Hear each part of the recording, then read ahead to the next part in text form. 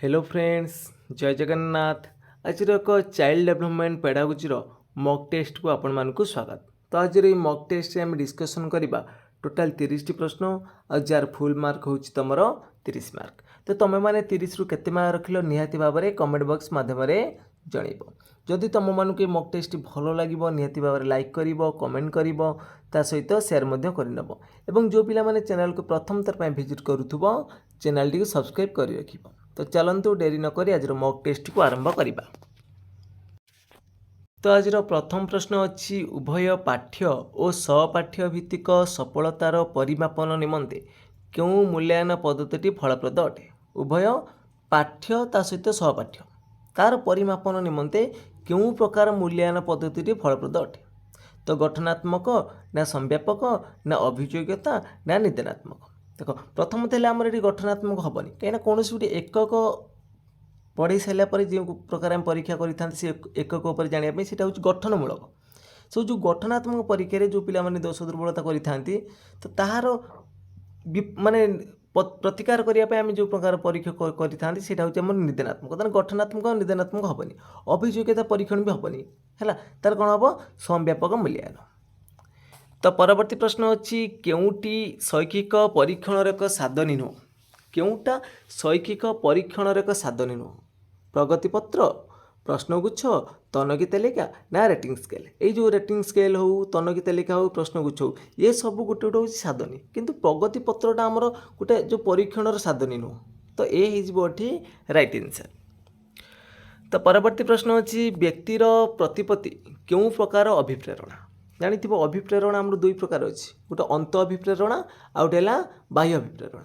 तो व्यक्तिर प्रतिपत्ति से कौ प्रकार अभिप्रेरणा जीव सेटा हूँ आम कौन अंत अभिप्रेरणा।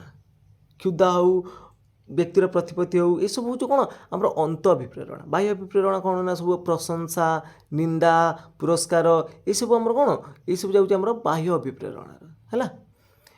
तो परवर्ती प्रश्न अच्छी प्रश्नपत्र प्रस्तुति निमंते ब्लू प्रिंटर उपयोगिता कराए कारण कौन।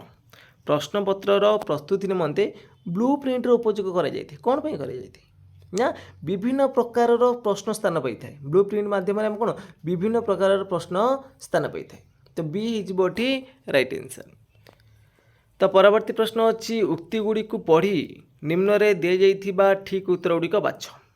सबु बुद्धिमान व्यक्ति सृजनशील अटंती। आई रे देला सबु बुद्धिमान व्यक्ति सृजनशील अटंती। डबल ए देला कौन ना सबु सृजनशील व्यक्ति माने विक्षिप्त चिंतन थाए। तार कौ दुटा ठीक हम दुईटा ठीक हम ना गोटे ठीक गोटे भूल हम ना दुईटा भूल हम कौन हम ना। देख जो सबु बुद्धिमान व्यक्ति सृजनशील अटंती भूल, किंतु सबु सृजनशील व्यक्ति मान पाखे विक्षिप्त चिंतन थाए। ताने आईटा हम भूल डबल एटा हम ठीक। ताने बी हिजबठी राइट आंसर।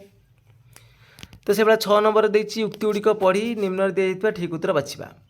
तो उक्ति गुड़े पढ़ा प्रथम आईर देछि स्वतंत्र विद्यालय रे उभय साधारण और भिन्नक्षम पिला पढ़ी थांती। तापर देछि स्वतंत्र विद्यालय रे निर्दिष्ट श्रेणीर भिन्नक्षम पिला पढ़ी थांती। ताले कोउटा ठीक हम दुईटा ठीक हम ना दुईटा भूल हम ना गोटे ठीक गोटे भूल हम कौन हम ना। स्वतंत्र विद्यालय रे तुमर केवल हूँ कौन निर्दिष्ट श्रेणीर भिन्नक्षम पिला पढ़ी था। डबल एटा ठीक हम, किंतु स्वतंत्र विद्यालय उभय साधारण भिन्नक्षम पिला पढ़ी था भूल, केवल स्वतंत्र पिला पढ़े ताले बीटा होठी राइट आंसर। तो परवर्ती प्रश्न अच्छी पियाजेंक मतानुजाई केउटी स्थूल संकाचधर्मी पर्याय अटे। तो पियाजेंक मतानुजाई बौद्धिक विकासर 4टी पर्याय अच्छी जानी नहीं कि गोटे आमर कौन अच्छी संवेदिकारक पर्याय आउ गोटे प्राग संकाचधर्मी पर्याय आउ गोटे स्थूल संकाचधर्मी पर्याय आउ गोटे विमूर्त संकाचधर्मी पर्याय। तो स्थूल संकाचधर्मी पर्यायटा से पचार है। देख जो फास्ट आम प्राग संकाच संवेदिकारक पर्याय यहाँ हूँ शैशव अवस्था देखा जाए संवेदिकारकटा। तापर है प्राग संकाचधर्मी यहाँ हूँ तुम बाल्यावस्था आद्य बाल्यावस्था देखा जाए, किंतु तुम स्थूल संकाचधर्मीटा परवर्ती बाल्यावस्था देखा जाए। तो सी होठी राइट आंसर। तो परवर्ती प्रश्न अच्छी केउटी सृजनशीलतार वैशिष्ट्य नुहे। सृजनशीलतार केउटा वैशिष्ट्य नुह। स्वाधीन चिंता, मौलिकता, नमनीयता ना निर्भरशीलता। केउटा सृजनशीलतार वैशिष्ट्य नुह बोली पचारछि। तो सठिक उत्तर कौन आसिबो ना डी निर्भरशीलता होठी राइट आंसर। तो परवर्ती प्रश्न अच्छी केउठी शिशुकैंद्रिक शिक्षा व्यवस्था संपर्कित नुह शिक्षक शिक्षणर पथ प्रदर्शक रूपे कार्य करती यहाँ शिशुकैंद्रिक हम तापर देती शिक्षक प्रश्नोत्तर पद्धति शिक्षादान करती यहाँ प्रश्नोत्तर कहीदे माने यहाँ हूँ कौन शिक्षक कैंद्रिक हो जाऊँगी शिशुकैंद्रिक किसी रोनी तो बीटा ये हम राइट आंसर आ शिक्षार्थी शिक्षण प्रक्रिया केन्द्रबिंदु तो यहाँ हूँ शिशुकैंद्रिक थाए शिक्षण शिशुर अनुभूति पर आधारित यहाँ भी शिशुकैंद्रिक थाए। तो परवर्ती प्रश्न अच्छी केउ उद्दीपकर स्वतः प्रतिक्रिया जात होता है केउ उद्दीपकर स्वतः प्रतिक्रिया जात हो क्यों उद्दीपकर ना स्वाभाविक उद्दीपक तो डी हो राइट आंसर। तो परवर्ती प्रश्न अच्छी वस्तुनिष्ठ प्रश्नर केउ गुण न थाए वैधता विशेषता व्यक्तिनिष्ठता वस्तुनिष्ठता तो व्यक्तिनिष्ठता रही वस्तुनिष्ठ प्रश्न रे केउ गुण न थाए पचार तो व्यक्तिनिष्ठता हो तो बी हो राइट आंसर। तो परवर्ती प्रश्न अच्छी केउ शिक्षण तत्व अनुଯାयी स्वाभाविक उद्दीपक और विकल्प उद्दीपक मध्य संपर्क स्थापित होता है केउ शिक्षण तत्व अनुযাयी स्वाभाविक उद्दीपक और विकल्प उद्दीपक मध्य संपर्क स्थापित होता है तो सठिक उत्तर हो ऑप्शन नंबर ए सापेक्ष प्रतिवर्त तो ए हो राइट आंसर।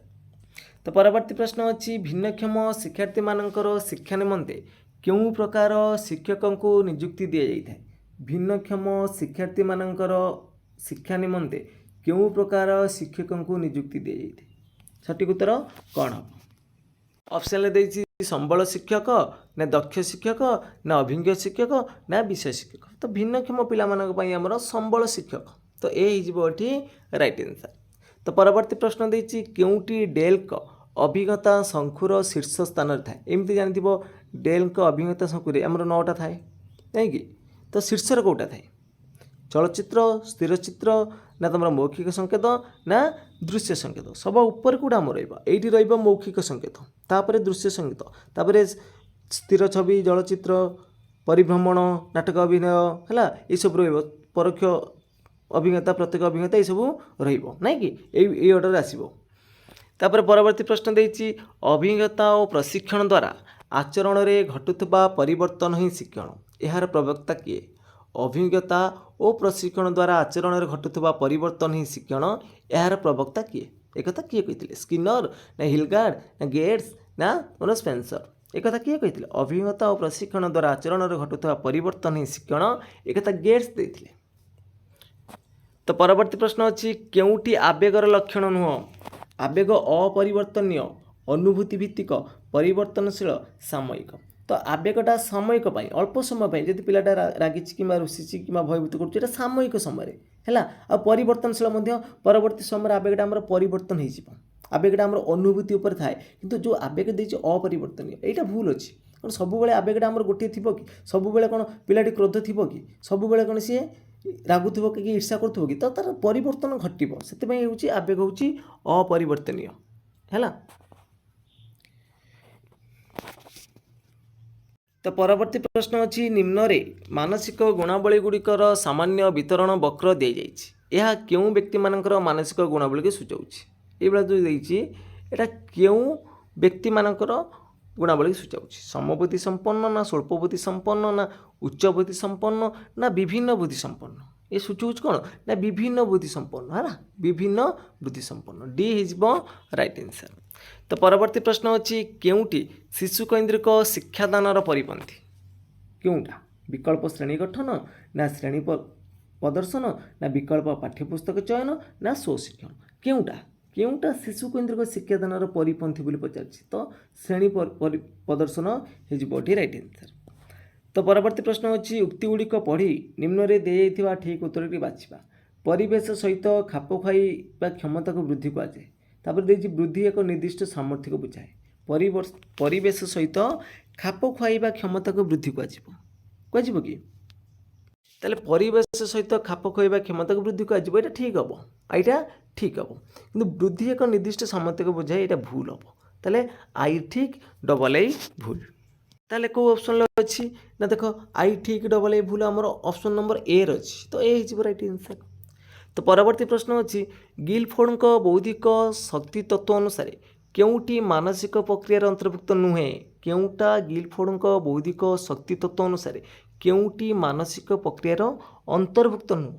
ସଠିକ୍ ଉତ୍ତର କ'ଣ ଆସିବ ନା ସଂଶ୍ଳେଷଣ ହେଇଯିବ ଏଠି ରାଇଟ୍ ଆନ୍ସର୍ ବି ହେଇଯିବ ରାଇଟ୍ ଆନ୍ସର୍। ତ ପରବର୍ତ୍ତୀ ପ୍ରଶ୍ନ ଅଛି କେଉଁଟି ବୁଦ୍ଧିଆଙ୍କ ନିର୍ଣ୍ଣୟ କରିବାର ସୂତ୍ର? ତ ଏ ଯେଉଁ ଚାରିଟାଙ୍କ ଅପସନ୍ ଦେଖି ନେବା କେଉଁଟା ବୁଦ୍ଧିଆଙ୍କ ନିର୍ଣ୍ଣୟ କରିବାର ସୂତ୍ର ବୋଲି ପଚାରିଛି। ତ ଆମେ ଜାଣିଛନ୍ତି କ'ଣ MA/CA MA ଅର୍ଥ ହେଲା ମେଣ୍ଟାଲ ଏଜ୍ ବାय ତୁମର ହେଉଛି କ'ଣ କ୍ରୋନୋଲୋଜିକାଲ ଏଜ୍ ଇଣ୍ଟୁ 100। ତ MA/CA ଗୁଣନ 100। ଯଦି ଗୋଟେ ପିଲାର ମେଣ୍ଟାଲ ଏଜ୍ ହେଉଛି 10 ତାର ହେଉଛି କ୍ରୋନୋଲୋଜିକାଲ ଏଜ୍ ହେଉଛି ମନେକର କେତେ 8 ତାହେଲେ ଏଠି ତାର ବୁଦ୍ଧିଆଙ୍କ କେତେ ହେବ? ତ ଆମେ କରିଦେବା 10/8 4 2 କଲେ 5 2 କଲେ 4 4 କଲେ ତୁମର 25 25 5 125 ତାର ବୁଦ୍ଧିଆଙ୍କ ଏମିତି ବାହାରିଯିବ ହେଲା। ତ ପରବର୍ତ୍ତୀ ପ୍ରଶ୍ନ ଅଛି ଜଣେ ବ୍ୟକ୍ତିର ମାନସିକ ବୟସ ଓ ପ୍ରକୃତ ବୟସ ସମାନ ହେଲେ ତାର ଦୁଇଟାଙ୍କେ MA ଆଉ ମେଣ୍ଟାଲ ଏଜ୍ ଇକ୍ୱାଲ୍ ଟୁ ତୁମର କ୍ରୋନୋଲୋଜିକାଲ ଦୁଇଟାଙ୍କ ବୟସ ସମାନ ପ୍ରକୃତ ବୟସ ମାନସିକ ବୟସ ଦୁଇଟାଙ୍କେ ସମାନ ତାହେଲେ ସେଇଟା କେଉଁ ଶ୍ରେଣୀର ହେବ? ସେ ପିଲାଟି କେଉଁ ଶ୍ରେଣୀରେ ଯିବ? ଅତି ବୁଦ୍ଧି ସମ୍ପନ୍ନ ନା ଶ୍ରେଷ୍ଠ ବୁଦ୍ଧି ସମ୍ପନ୍ନ ନା ସାଧାରଣ ବୁଦ୍ଧି ସମ୍ପନ୍ନ ନା ଅସାଧାରଣ ବୁଦ୍ଧି ସମ୍ପନ୍ନ? ତ କେଉଁ ଶ୍ରେଣୀରେ ଯିବ ସିଏ?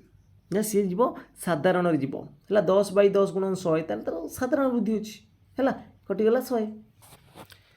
ତ ପରବର୍ତ୍ତୀ ପ୍ରଶ୍ନ ଅଛି କେଉଁଟି ଶିକ୍ଷା ମନୋବିଜ୍ଞାନ ପରିସରଭୁକ୍ତ ନୁହେଁ? ଚାରିଟାଙ୍କ ଅପସନ୍ ଦେଖି ନେବା କେଉଁଟା ଶିକ୍ଷା ମନୋବିଜ୍ଞାନ ପରିସରଭୁକ୍ତ ନୁହେଁ? କେଉଁଟା ନୁହେଁ ନା ବ୍ୟକ୍ତିର ଆଚରଣ କିପରି ହେବା ଉଚିତ ଅନୁଧ୍ୟାନ କରିବା। ତ ଏ ହେଇଯିବ ରାଇଟ୍ ଆନ୍ସର୍। ତ ପରବର୍ତ୍ତୀ ପ୍ରଶ୍ନ ଅଛି ଶିଶୁର ବିକାଶର ଧାରା କିପରି ଗତି କରିଥାଏ? ଶିଶୁର ବିକାଶର ଧାରାଟା କିପରି ଗତି କରିଥାଏ? ସରଳରୁ ଜଟିଳ ନା ଜଟିଳରୁ ସରଳ ନା ନିର୍ଦ୍ଦିଷ୍ଟରୁ ସାଧାରଣ ନା ସାଧାରଣରୁ ନିର୍ଦ୍ଦିଷ୍ଟ? ତାର ବିକାଶ ଧାରା କିପରି ଗତି କରିବ? ଶିଶୁର ବିକାଶର ଧାରା ତୁମର ସାଧାରଣରୁ ନିର୍ଦ୍ଦିଷ୍ଟ ଆଡ଼ୁ ଗତି କରିଥାଏ। ତ ଡି ହେଇଯିବ ଏଠି ରାଇଟ୍ ଆନ୍ସର୍। ତ ପରବର୍ତ୍ତୀ ପ୍ରଶ୍ନ ଅଛି ଉକ୍ତିଗୁଡ଼ିକ ପଢ଼ି ନିମ୍ନରେ ଦିଆଯାଇଥିବା ଠିକ୍ ଉତ୍ତରଟିକି ବାଛ। ଆଦ୍ୟ ବାଲ୍ୟାବସ୍ଥାରେ ଶାରୀରିକ ବିକାଶ ସମଭାବରେ ଘଟିଥାଏ। ତ ଡବଲ ଏରେ କ'ଣ ଦେଇଛି ନା ପ୍ରାନ୍ତ ବାଲ୍ୟ ଅବସ୍ଥାରେ ଶାରୀରିକ ବିକାଶ ମନ୍ଥର ଗତିରେ ଘଟିଥାଏ। ତାରপর କହୁଛି କେଉଁଟା ଠିକ୍ କେଉଁଟା ଭୁଲ କ'ଣ କେଉଁଟା ଠିକ୍ ତୁମର କେଉଁଟା ଭୁଲ ହେବ ଉକ୍ତି ଗୁଡ଼ିକ ଦେଖି ବାଛିବ। ଦେଖ ଯେଉଁ ଦେଇଛି ଆଦ୍ୟ ବାଲ୍ୟ ଅବସ୍ଥାରେ ଶାରୀରିକ ବିକାଶ ସମଭାବରେ ଘଟିଥାଏ ଏଇଟା ଭୁଲ। ଆଦ୍ୟ ବାଲ୍ୟ ଅବସ୍ଥାରେ ଶାରୀରିକ ବିକାଶ ସମଭାବରେ ଘଟି ନଥାଏ ଏଇଟା ଭୁଲ ଅଛି କିନ୍ତୁ ପ୍ରାନ୍ତ ବାଲ୍ୟ ଅବସ୍ଥାରେ ଶାରୀରିକ ବିକାଶ ମନ୍ଥର ଗତିରେ ଘଟିଥାଏ ଏଇଟା ଠିକ୍ ନାଇଁ କି? ତାହେଲେ ଆଇ ଠିକ୍ ଡବଲ ଆଇ ଭୁଲ। এই কোশ্চেনটা আউথরে ଦେଖିବା ନା ଆଦ୍ୟ ବାଲ୍ୟ ଅବସ୍ଥାରେ ଶାରୀରିକ ବିକାଶ ସମଭାବରେ ଘଟିଥାଏ ଏଇଟା ଠିକ୍ ହେବ ହେଲା ଆଉ ପ୍ରାନ୍ତ ବାଲ୍ୟ ଅବସ୍ଥାରେ ଶାରୀରିକ ବିକାଶର ମନ୍ଥର ଗତିରେ ଘଟିବ ଏଇ ଦୁଇଟା ହିଁ ଠିକ୍ ହେବ। ତାହେଲେ ଆଇ ଆଉ ଡବଲ ଆଇ ଉଭୟ ଠିକ୍। ତାହେଲେ ତୁମର ଅପସନ୍ ନମ୍ବର କ'ଣ ହେଇଯିବ ବି ହେଇଯିବ ରାଇଟ୍ ଆନ୍ସର୍। ତ ପରବର୍ତ୍ତୀ ପ୍ରଶ୍ନ ଅଛି ପ୍ରତିରୂପ ଗଠନ ନିମନ୍ତେ ମୁଖ୍ୟତଃ କେଉଁଟା ଆବଶ୍ୟକ? ପ୍ରତିରୂପ ଗଠନ ପାଇଁ ମୁଖ୍ୟତଃ ଆମର କ'ଣ ଆବଶ୍ୟକ ହୋଇଥାଏ? କ'ଣ ଆବଶ୍ୟକ ହୋଇଥାଏ ନା ହାତ ଆଉ ଚକ୍ଷୁର ହେଲା ହସ୍ତି ଚକ୍ଷୁ ସମନ୍ୱୟର ଆବଶ୍ୟକତା ହୋଇଥାଏ। ଡି ହେଇଯିବ ରାଇଟ୍ ଆନ୍ସର୍।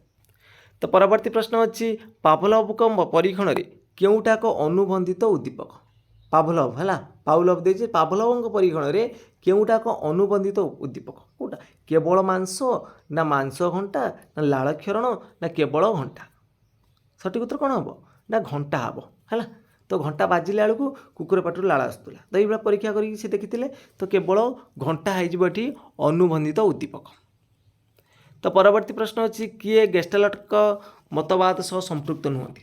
ସ୍କିନର କୋଫକା ନା ଲିଓଇନ୍ ନା କୋହଲର? କିଏ ତୁମର ଗେଷ୍ଟାଲଟଙ୍କ ମତବାଦ ସହ ସମ୍ପୃକ୍ତ ନୁହନ୍ତି? କିଏ ନା ସ୍କିନର। ତ ଏ ହେଇଯିବ ରାଇଟ୍ ଆନ୍ସର୍। ତ ପରବର୍ତ୍ତୀ ପ୍ରଶ୍ନ ଅଛି କେଉଁଟି ଅନ୍ତର୍ନିବେଶୀ ଶିକ୍ଷାର ଉଦ୍ଦେଶ୍ୟ? ଅନ୍ତର୍ନିବେଶୀ ଶିକ୍ଷାର ଉଦ୍ଦେଶ୍ୟ କ'ଣ ବୁଝୁଛ ତୁମେ? ଅନ୍ତର୍ନିବେଶୀ ଶିକ୍ଷା କ'ଣ ନା ଗୋଟିଏ ଶ୍ରେଣୀ କୋଠରୀରେ ସବୁ ବର୍ଗର ଶିକ୍ଷାର୍ଥୀମାନେ ଶିକ୍ଷା ଉପରେ ଗୁରୁତ୍ୱ ରହିବେ ସବୁ ପିଲାମାନେ ରହିଥିବେ ତା ଭିତରେ ତ ସେଇଟା ହେଉଛି ଆମର ଅନ୍ତର୍ନିବେଶୀ ଶିକ୍ଷା। ତ ଚାଲନ୍ତୁ ଦେଖିବା ଆଜି ମକ୍ ଟେଷ୍ଟର ଲାଷ୍ଟ ପ୍ରଶ୍ନଟି କ'ଣ ଅଛି। ତ କେଉଁ ଶିକ୍ଷା ବ୍ୟବସ୍ଥାରେ ଉଭୟ ନିୟମିତ ଓ ସମ୍ବଳ ଶିକ୍ଷକ ଶିକ୍ଷାଦାନ କରିଥାଏ? ଉଭୟ ନିୟମିତ ରହିବେ ଆଉ ସମ୍ବଳ ଶିକ୍ଷକ ରହିବେ କେଉଁଥିରେ? ସମନ୍ୱିତରେ ନା ସ୍ୱତନ୍ତ୍ରରେ ନା ଅନ୍ତର୍ନିବେଶୀରେ କେଉଁଥିରେ ରହିବେ? ନା ଆମର ସମନ୍ୱିତ ଶିକ୍ଷାରେ ଉଭୟ ନିୟମିତ ଆଉ ସମ୍ବଳ ଶିକ୍ଷକ ଶିକ୍ଷାଦାନ କରିଥାନ୍ତି। ତ ଫ୍ରେଣ୍ଡସ୍ ଆଜିର ମକ୍ ଟେଷ୍ଟ ଏଠି ସରିଯାଇଛି। ଯଦି ତୁମମାନଙ୍କୁ ଏଇ ମକ୍ ଟେଷ୍ଟ ଭଲ ଲାଗିଥିବ ନିହାତି ଭାବରେ ଲାଇକ୍ କରିବ कमेंट करिवो ता सहित शेयर मध्य करनबो एवं तमे माने 30 रु केते मार्क रखलो निहाती भाबरे कमेंट बॉक्स माध्यम रे जणैबो एवं जो पिला मैंने कि चैनल को प्रथम थर भी विजिट करूथबो सब्सक्राइब कर रखिबो कहीं सुंदर सुंदर वीडियो मॉक टेस्ट आसीबो जहा कि तुम मानक आगामी मोटेड एग्जाम बहुत बहुत हेल्पफुल करिवो। तो फ्रेंड्स आज पे एतिकी जय जगन्नाथ जय हिंद।